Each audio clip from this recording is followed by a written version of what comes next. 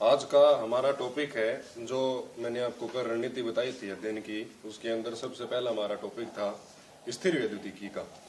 उसके अंदर अगर मैं यूनिट फर्स्ट की बात करूं तो इसके अंदर आपके 4 चैप्टर थे, जिसमें इस यूनिट का नाम था स्थिर वैद्युतिकी। इसका आज पहला चैप्टर हम स्टार्ट करेंगे, जिसका नाम है विद्युत क्षेत्र, जिसको आप इलेक्ट्रिक फील्ड कह सकते हैं। सारी की सारी चीजें विद्युत आवेश के ऊपर डिपेंड करने वाली है। तो सबसे पहले मैं आपको इस आवेश की एक प्रॉपर डेफिनेशन बताऊंगा। डेफिनेशन भी एक नहीं होगी, कम से कम आपको 3 प्रकार की परिभाषाएं बताऊंगा, वो आपको अपनी नोटबुक के अंदर नोट करनी है। फिर इस विद्युत आवेश के कई प्रकार के गुण होते हैं और इसकी यूनिट डायमेंशन है, वो सारी हम रिकंस्ट्रक्ट करेंगे। उसके बाद में विद्युत आवेश के कारण विद्युत क्षेत्र उत्पन्न होता है, उसकी तीव्रता, उसके अंदर लगने वाले बल, इन सभी चीजों के बारे में हम देखने वाले हैं।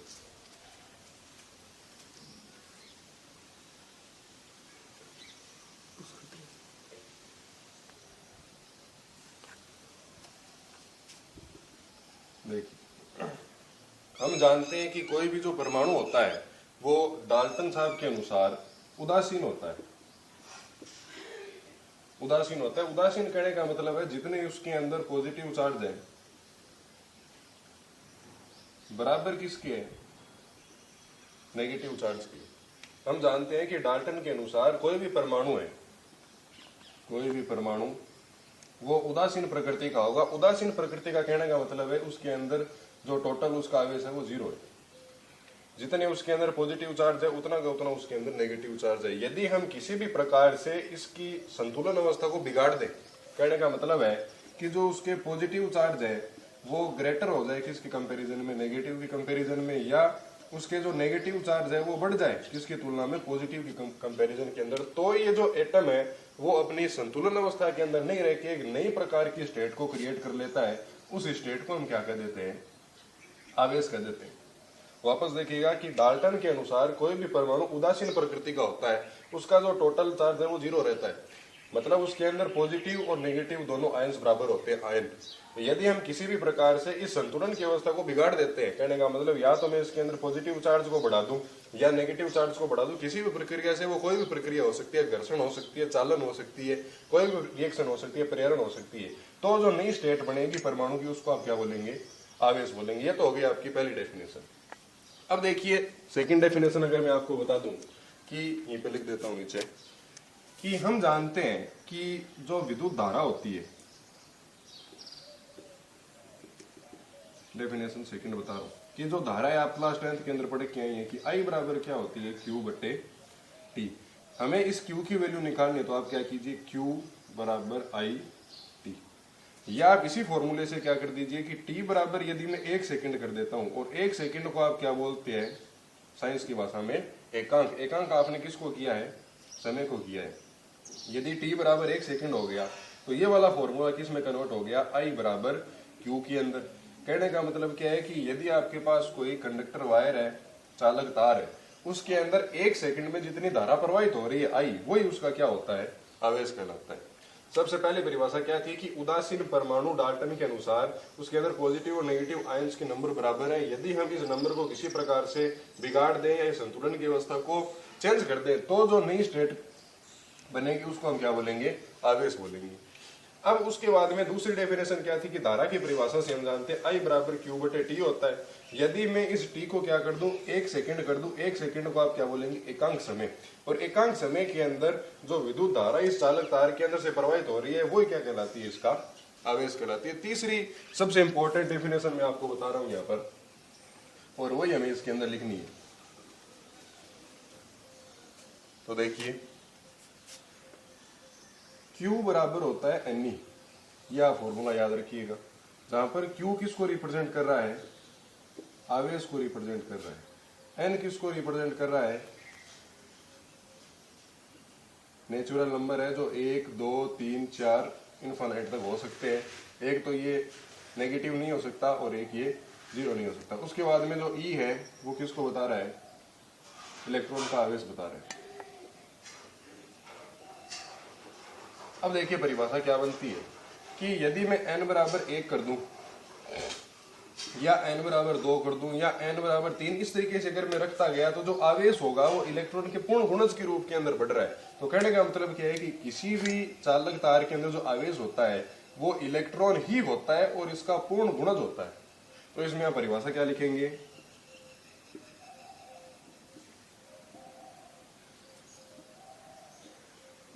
किसी चालक तार में उपस्थित कुल इलेक्ट्रॉनों की संख्या कोमा विद्युत आवेश Q कहलाता है, अर्थात Q बराबर क्या हो जाएगा N। जो E होता है उसकी वैल्यू मैं आपको बता दूं 1.6 गुणा 10 की पावर -19 गुलाम होती है। तो एक इलेक्ट्रॉन का आवेश होता है। सामान्यतः मैंने ये विद्युत विसर्जन नलिका के एक्सपेरिमेंट से ज्ञात किया था। अब मैं आपको डेफिनेशन सेकंड बता देता हूं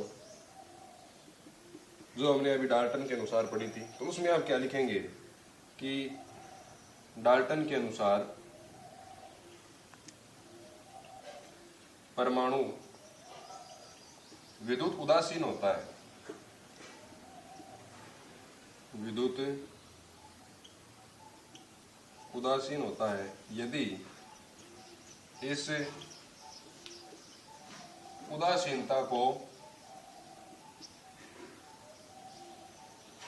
आयनन में परिवर्तित कर दिया जाए,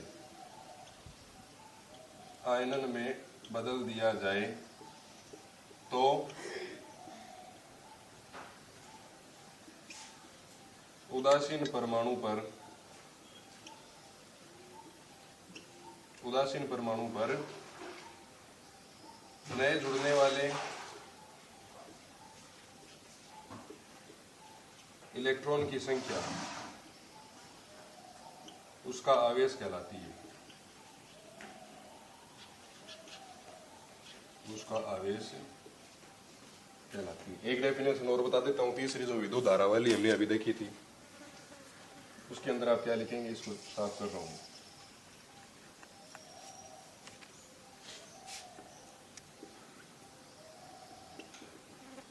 आई बराबर हमारा था Q बटे T, यदि T बराबर 1 सेकेंड तब I बराबर किसकी हो जाता है, Q की, और Q आपका क्या कहलाता है, आवेश कहलाता है। अर्थात एकांक समय में चालक तार में प्रवाहित धारा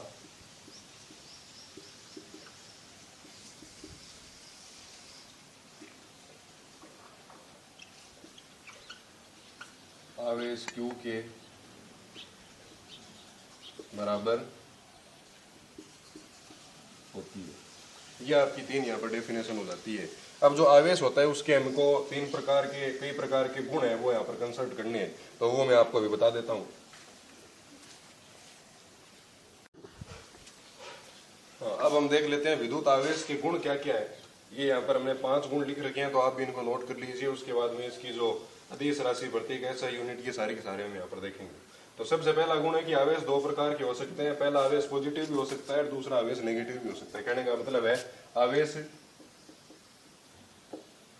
धनावेश भी हो सकता है और ये ऋणावेश भी हो सकता है, दोनों होंगे लेकिन इलेक्ट्रॉन के रूप के अंदर। यदि इलेक्ट्रॉन कम हो जाते हैं तो उस आवेश को हम कह देते हैं धनावेश, और यदि इलेक्ट्रॉनों की संख्या उदासीनता से बढ़ जाती है तो उसको हम क्या कह देते हैं, ऋणावेश कह देते हैं। मान लीजिए कि हमारे पास कोई चालक गोला ए है और अब मान लीजिए कि एक छड़ है, इसको मैं बोल रहा हूं एबोनाइट की छड़।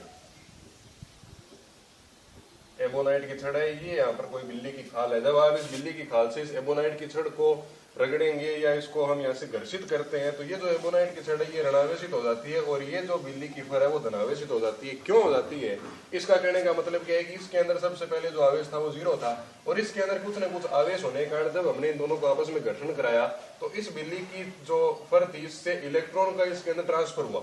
और इलेक्ट्रॉन हम जानते हैं किस प्रकृति के होते हैं, नेगेटिव प्रकृति के होते हैं। तो जब इस 0 के अंदर कुछ नेगेटिव अमाउंट क्रिएट होगा तो इसकी प्रकृति कैसी हो जाएगी, नेगेटिव हो गई। और मान लिया इसके अंदर जब 10 इलेक्ट्रॉन थे और यहाँ पर -10 चार्ज था, इस माइनस के 10 चार्ज के अंदर से मान लिया इसके अंदर से माइनस का 2 चार्ज यहाँ पर ट्रांसफर हुआ, तो ये तो एबोनाइट की छड़ थी वो तो हो गई ऋणावेशित, और इसके अंदर से 2 आवेश कम हो गए तो यहाँ पर क्या बच गया माइनस का 8। माइनस का 8 इस 10 की तुलना में क्या धनावेशित है, तो ये जो फर होती है वो किस प्रकृति की हो जाती है, धनावेशित बन जाती है। ये हम आगे आवेशन की प्रक्रिया के अंदर पढ़ेंगे, घर्षण के अंदर हमारे आएगा, है ना। उसके बाद में जो आपका दूसरा पॉइंट है वो ये कहता है कि जो समान प्रकार के आवेश होते हैं उनमें प्रतिकर्षण होता है। कहने का मतलब यहाँ पर यदि एक पॉजिटिव चार्ज है, यहाँ पर एक पॉजिटिव चार्ज है, तो ये दोनों आपस के अंदर क्या करेंगे, एक दूसरे को प्रतिकर्षित करते हैं। जिस प्रकार से चुंबक के 2 समान ध्रुव एक दूसरे को प्रतिकर्षित करते हैं, इसका वाइस वर्सा उल्टा क्या हो जाएगा कि जो विपरीत आवेश है उनके अंदर आकर्षण की प्रकृति पाई जाती है।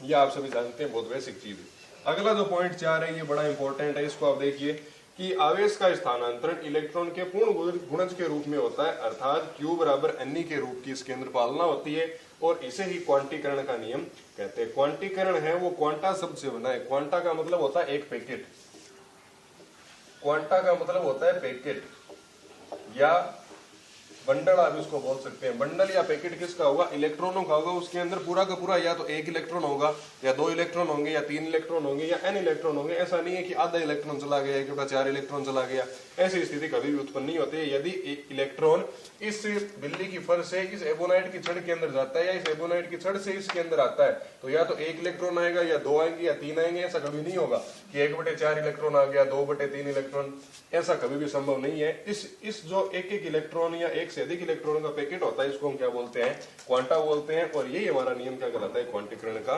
नियम कहलाता है। अगला पॉइंट 500 क्या है कि विद्युत आवेशों में संरक्षण के नियम की अनुपालना होती है। मतलब विद्युत आवेश संरक्षण नियम की अनुपालना करता है, जिस प्रकार द्रव्यमान या ऊर्जा संरक्षण नियम की अनुपालना होती है। अर्थात कहने का मतलब क्या है कि आवेश को आप न तो उत्पन्न कर सकते हो और न ही इसको नष्ट किया जा सकता है, परंतु इसे एक रूप से दूसरे रूप के अंदर अवश्य बदला जा सकता है। अब हम देख लेते हैं कि जो विद्युत आवेश होता है इसके कई मुख्य प्रकार की क्या क्या इसकी विशेषताएं हैं जो आपके एग्जामिनेशन के अंदर 1 नंबर के अंदर पूछी जा सकती है। तो हमने इसको यहाँ पर कंसल्ट किया है, या क्या देखिए। विद्युत आवेश एक प्रकार की अदिश राशि होती है, याद रखिएगा, इसकी कोई दिशा नहीं होती है। उसके बाद में जो आपका विद्युत आवेश है उसका सिंबल कैपिटल Q से भी लिख सकते हो, स्मॉल q से भी लिखते हैं। अलग अलग राइटर इसको अलग अलग सिंबल से लिख सकते हैं। अगला है कि जो विद्युत आवेश है उसकी 2 प्रकार की प्रकृति होती है, एक तो पॉजिटिव और दूसरी कैसी, नेगेटिव। अगला है कि जो इसकी SI यूनिट होती है वो कूलाम है, ये आप ध्यान रखिएगा कि हमारे बहुत काम आएगी। जो विद्युत आवेश है उसकी SI यूनिट कौन सी होती है, कूलाम होती है। और सीजीएस के अंदर इसकी यूनिट आप क्या लिखते हैं, स्टेट कूलाम लिखते हैं, ESU। ये ESU क्या होता है, electrostatic charge unit. SI unit तो हो गई कूलाम, सीजीएस यूनिट होती है इसकी स्टेट कूलाम, ESU का मतलब इलेक्ट्रोस्टैटिक चार्ज ऑफ यूनिट। अब देखिए एक कूलाम है उसके अंदर कितने ESU होते हैं, यह भी एग्जाम के पॉइंट ऑफ व्यू से वेरी इंपॉर्टेंट है। 1 नंबर के अंदर पूछा जा सकता है कि एक कूलाम को ESU में चेंज कीजिए, तो एक कूलाम के अंदर होते हैं 3 × 10⁻9 ESU। एक माइक्रो कूलाम, माइक्रो आते हैं याद रखना है 10⁻³ सॉरी मिली आते याद रखना है 10⁻³ माइक्रो आते याद रखना है 10⁻⁶ नैनो आते हो गया 10⁻�9। देखिए यहाँ पर -3 था, इसके अंदर -3 और ऐड हुआ तो माइक्रो बना, माइक्रो के अंदर -3 और ऐड होगा तो क्या बन जाएगा आपका नैनो बन जाएगा। तो 10⁻³ मिली, माइक्रो में 10⁻�6, नैनो के अंदर 10⁻�9। अब इसके बाद देख लेते हैं कि आवेश है उसका सबसे बड़ा मात्रक कौन सा होता है। तो आवेश का सबसे बड़ा मात्रक होता है फेरड। अब उसको डिनोट करते हैं F से। एक फेरड के अंदर 96,500 गुलाम होते हैं, ये आपको याद रखना है, कई बार एग्जाम के अंदर बोर्ड में पूछा जा चुका है। उसके बाद में जो सबसे छोटा मात्रक है वो होता है फ्रैंकलिन, इसको डिनोट करते हैं FR से। एक गुलाम के अंदर 3 × 10⁻9 फ्रैंकलिन होते हैं, अत्यधिक छोटा मात्रक है। अब हम देख लेते हैं इसकी विमा क्या होती है। विमा है इसकी M0 L0 T1 A1। ये आई कहां से, तो आपने 11th के अंदर बेसिक पढ़ा होगा, नहीं पढ़ा है तो मैं अभी आपको ये बता देता हूं कि आती कैसे।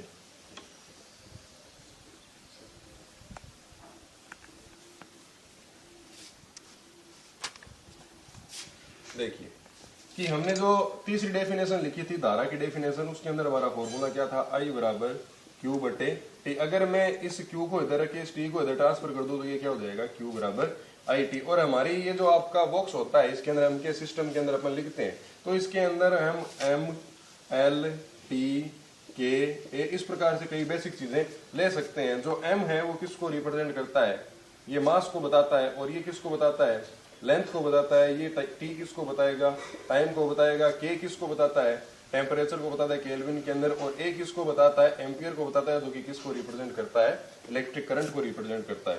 तो हम इसको देख लेते हैं कि ये जो आई है इसका मात्रक क्या होता है, एम्पियर, और जो टाइम है इसका मात्रक क्या होता है, सेकेंड, बराबर क्या हो गया आपका क्यू। तो आप देखिए इसकी यूनिट बनाएंगे तो इसके अंदर द्रव्यमान है नहीं, जीरो, लंबाई है नहीं, जीरो, तो टाइम है, टाइम सेकंड एक है तो यहाँ पर हमने लगा दी t1, एम्पियर है तो यहाँ पे हमने लगा दिया a1, और ये आपकी किसकी विमा बन जाती है, आवेश की विमा बन जाती है। तो ये हमने यहाँ पर निकाल के बताया। अब हम देख लेते हैं कि विद्युत क्षेत्र क्या होता है, जो कि बड़ा ही इंपॉर्टेंट टॉपिक है यहाँ पर, वो हमें यहाँ पर कंसल्ट करना बहुत जरूरी है। तो देख लेते हैं विद्युत क्षेत्र क्या है। इसको भी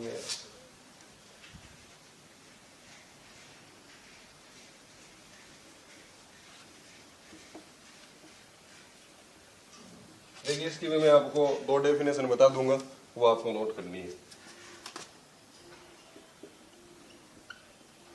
विद्युत क्षेत्र बड़ा इंपॉर्टेंट है, चैप्टर आपका यहीं से चालू हो जाता है।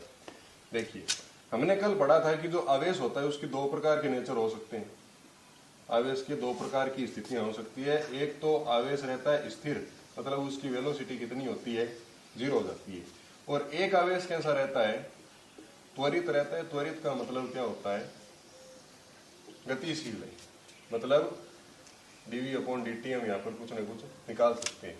तो हमने कल यह देखा था कि जब कोई आवेश स्थिर प्रकृति के अंदर होता है तो उसके कारण एक फील्ड क्रिएट होता है, उस फील्ड को हम क्या बोल देते हैं, विद्युत क्षेत्र बोल देते हैं। तो हमारी यहाँ पर सबसे पहले जो डेफिनेशन होगी वो ये बन जाती है, डेफिनेशन फर्स्ट, चूंकि आवेश की दो प्रकृति हो सकती है, दो प्रकृति होती है। नंबर एक स्थिर प्रकृति, और नंबर दो गतिशील प्रकृति। अब इसके बाद में हम क्या लिखेंगे कि जब आवेश स्थिर प्रकृति के अंदर होता है तो उसके चारों तरफ एक क्षेत्र क्रिएट होता है, वो क्षेत्र ही हमारा क्या कहलाता है, विद्युत क्षेत्र कहलाता है। तो इसमें हम लिखेंगे कि जब आवेश स्थिर प्रकृति में हो, जब आवेश स्थिर प्रकृति में होता है अर्थात गति नहीं कर रहा हो,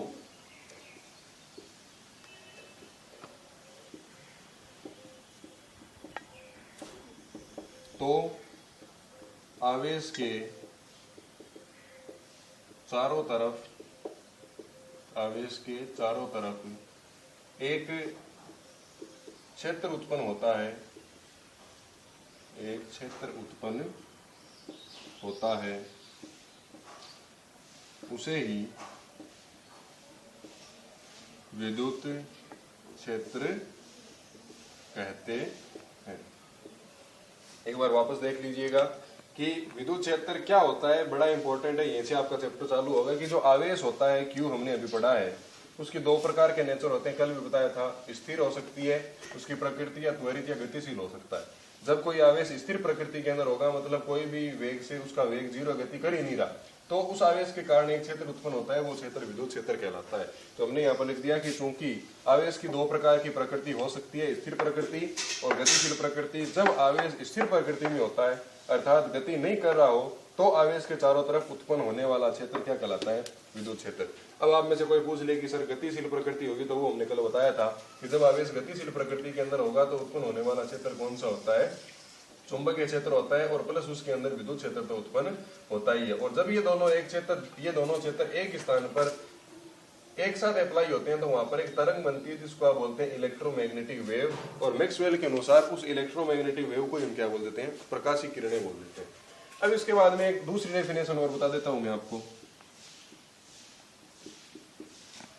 देखिए, कोई भी एक आवेश है Q, कोई भी एक आवेश है Q, तो इसका एक निश्चित एरिया होता है। जिस प्रकार से आप जानते हैं, भली प्रकार से परिचित है कि चुंबक है, उसके चारों तरफ एक निश्चित एरिया होता है। उस एरिया के अंदर यदि आप किसी दूसरे चुंबक को आपस के अंदर लाते हैं, तो या तो उनके अंदर आपस के अंदर अट्रैक्शन होगा, या वो क्या करेंगे, दूसरे को रिपल्सन करेंगे। तो मैंने मान लिया ये जो आपका आवेश Q1 है, इसका इतना इतना एरिया है, और मैंने मान लिया यहाँ पर एक दूसरा आवेश है Q2, इसका एरिया कितना है, इतना है। तो आप बहुत ध्यान से सुनिएगा कि किसी आवेश Q1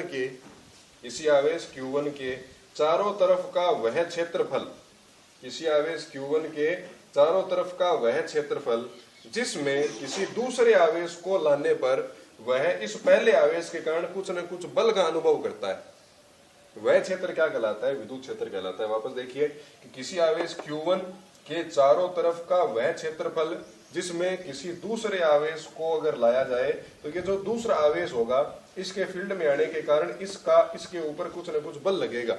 अब वो बल पॉजिटिव भी मतलब अट्रैक्शन भी हो सकता है और रिपल्सन भी हो सकता है। अब ये रिपल्सन और अट्रैक्शन कब होगा कि मान लिया ये आवेश पॉजिटिव और आप जो आवेश लेके आ रहे हो वो भी किस प्रकार का हो, पॉजिटिव, तो इन दोनों के अंदर समान प्रकृति के अंदर अभी हमने गुण देखा था कि तो इनके अंदर कौन सा गुण लगेगा? प्रतिकर्षण का गुण लगेगा। और सपोज कीजिए ये वाला पॉजिटिव और ये वाला नेगेटिव, तो अब इन दोनों के अंदर कौन सा बल लगेगा? आकर्षण बल लगेगा। तो हमारी डेफिनेशन क्या हो जाती है कि किसी आवेश के चारों तरफ का वह क्षेत्रफल जिसमें किसी दूसरे आवेश को लाने पर दूसरा आवेश इस पहले आवेश के कारण कुछ न कुछ बल का अनुभव करता है, वह क्षेत्र क्या कहलाता है? विद्युत क्षेत्र कहलाता है। और ये जो बल था वो प्रतिकर्षित भी हो सकता है और आकर्षण प्रकृति का भी हो सकता है। इसकी व्याख्या आगे कूलाम करेंगे। इसके अगला जो हमारा टॉपिक होगा वो कूलाम का नियम होगा, उसके अंदर वो मैथमेटिकल डेरिवेशन बताएंगे और वही उससे ही हम आगे के जितने भी डेरिवेशन है वो कर पाएंगे। तो इसमें लिख देता हूं मैं परिभाषा कि किसी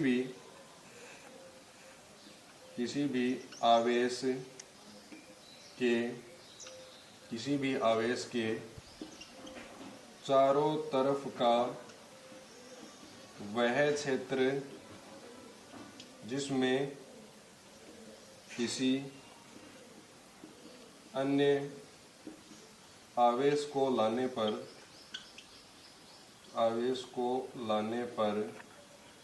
वह कौन सा? दूसरा आवेश, वह दूसरा आवेश पहले आवेश के कारण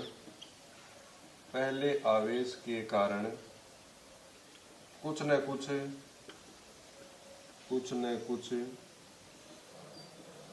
बल का अनुभव करे, वह क्षेत्र विद्युत क्षेत्र कहलाता है। वह क्षेत्र पहले आवेश का विद्युत क्षेत्र कहलाता है। तो मैं आशा करता हूँ कि ये आपको डेफिनेशन समझ में आई होगी। उसके अगली हमारी जो कल वीडियो आएगी उसके अंदर हम देखेंगे सबसे पहले जो कूलाम का नियम है, उसके बाद में हम देखेंगे कि जो विद्युत क्षेत्र की तीव्रता है ये कितनी फील्ड की होती है। ये जो फील्ड हमारा विद्युत क्षेत्र है इसकी तीव्रता को आप किस प्रकार से डिफाइन करते हैं और इन दोनों के बीच के अंदर जो लगता है उसको हम विद्युत क्षेत्र का बल कहते हैं। उसको कूलाम बल भी बताया जाता है क्योंकि इस बल के बारे में कूलाम ने बताया था कि इसकी प्रकृति प्रतिकर्षण की होगी या आकर्षण की होगी। तो धन्यवाद दोस्तों, वीडियो को जरूर देखते रहें, लाइक शेयर और सब्सक्राइब करना न भूलें।